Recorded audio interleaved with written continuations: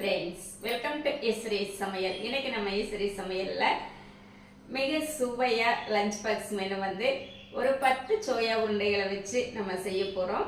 இது லஞ்ச் பாக்ஸ்களை இந்த மாதிரி செஞ்சு கொடுத்தீங்க அப்படின்னா லஞ்ச் பாக்ஸ் காலி தாங்க வரும். அம்பிட்டு ருசியா இருக்கும். இப்போ இந்த ரெசிபி எப்படி செய்யலான்ட்டு பார்க்கலாம் வாங்க. இன்னைக்கு நம்ம ஒரு லஞ்ச் பாக்ஸ் மெனு செய்யறதுக்கு நம்ம எல்லா இன்கிரீடியன்ஸும் எடுத்து ரெடி பண்ணி வச்சிருக்கோங்க. இப்போ இது நம்ம தாளிச்சுக்கலாம். அடுப்பு ஆன் பண்ணி கடாயை வச்சுட்டோங்க. ஒரு 2 ஸ்பூன் எண்ணெய் விட்டுக்கலாம். 1/2 ஸ்பூன் கடுகு,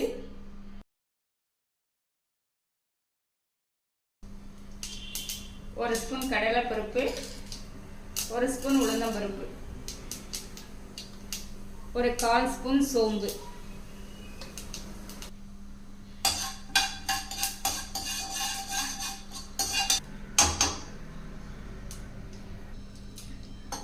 எல்லாமே நல்லா பொரிஞ்சதுக்கு அப்புறம் ஒரு மீடியம் சைஸ்ல ஒரு பெரிய வெங்காயம் நீள வாக்கில் கட் பண்ணியிருக்கேன், சேர்த்திக்கலாம். ஒரு பச்சை மிளகாய் கட் பண்ணி சேர்த்திக்கலாம்.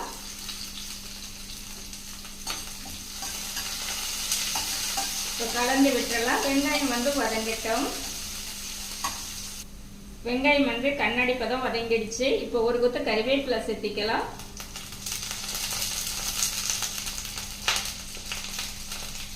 ஒரு ஸ்பூன் இஞ்சி பூண்டு நல்லா தட்டி வச்சிருக்கீங்க, சேர்த்திக்கலாம்.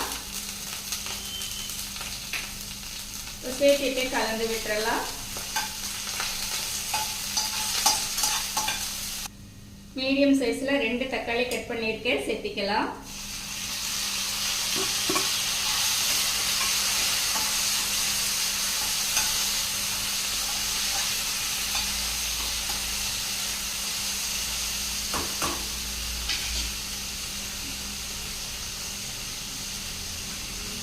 தக்காளி வதங்கிறதுக்கு கொஞ்சமா உப்பு சேர்த்திக்கலாம்.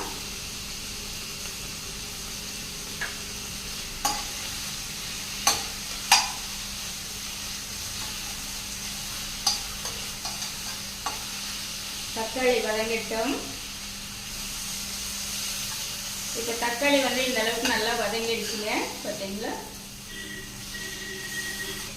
இந்த டைம்ல நம்ம ஒரு 10 சோயா உருண்டைகள் எடுத்து சுடுதண்ணில போட்டு ஒரு 5 நிமிஷம் விட்டு அடுத்து எடுத்து பச்சை தண்ணிலையும் போட்டு நல்லா பிழிஞ்சு எடுத்து இந்த மாதிரி சின்ன சின்ன பீஸா கொஞ்சம் கட் பண்ணி வச்சிருக்கோங்க. இதுவும் சேர்த்திக்கலாம்.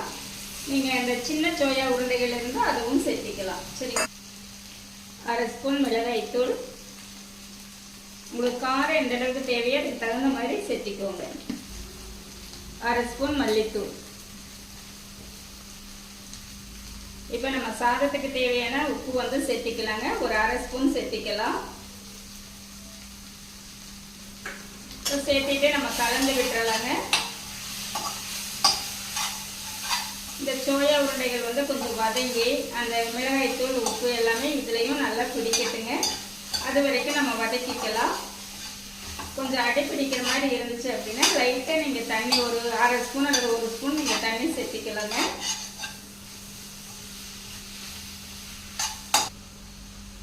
நம்ம மஞ்சத்தூள் சேர்த்தாம விட்டுட்டோங்க. ஒரு 1/4 ஸ்பூன் மஞ்சத்தூள் சேர்த்திக்கலாம். நான் ஒரு 1 ஸ்பூன் தண்ணி சேர்த்திக்கிறேங்க.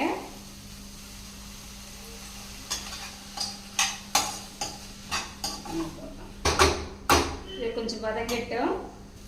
நம்மளுக்கு தக்காளி அந்த சோயா உருண்டைகள் எல்லாமே நல்லா வதங்கிடுச்சுங்க, சரிங்களா?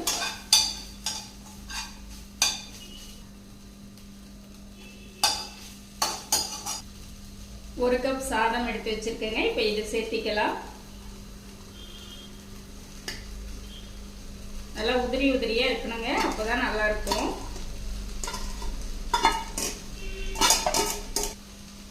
இப்ப சேர்த்திட்டு நல்லா கலந்து விட்டுறலாம்.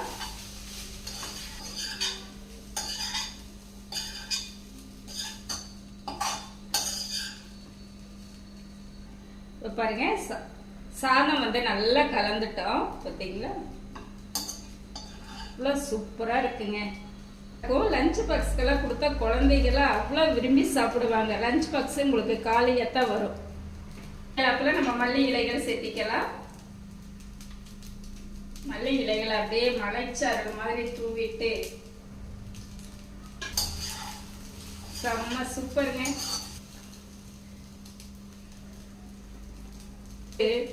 ஒவ்வொரு வாய்க்கும் அந்த சோயா உருண்டைகளோட சேர்த்து சாப்பிடும்போது அவ்வளோ டேஸ்டா இருக்கும். நல்ல ஒரு புளிப்பு, நல்ல ஒரு கார சுவையில் அட்டகாசமா இருக்குங்க. இதே மாதிரி நீங்களும் இந்த மெத்தட்ல செஞ்சு பாருங்க.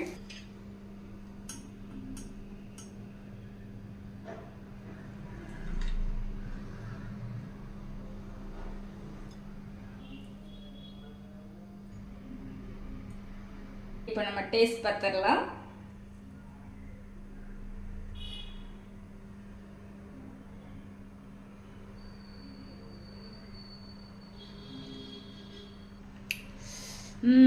நல்ல சுவையா இருக்கு. நான் செஞ்ச இந்த ரெசிபி வந்து உங்களுக்கு ரொம்பவே பிடிச்சிருக்கும்னு நினைக்கிறேன். இந்த மெத்தட்ல நீங்களும் செஞ்சு பார்த்துட்டு எப்படி இருக்குன்னு கமெண்ட் பண்ணுங்க. பிடிச்சிருந்தா லைக் பண்ணி ஷேர் பண்ணுங்க. நம்ம ஈஸ்வரி சமையலை சப்ஸ்கிரைப் பண்ணி வச்சுக்கோங்க. இனி ஒரு நல்ல வீடியோவில் பார்க்கலாங்க. Bye by.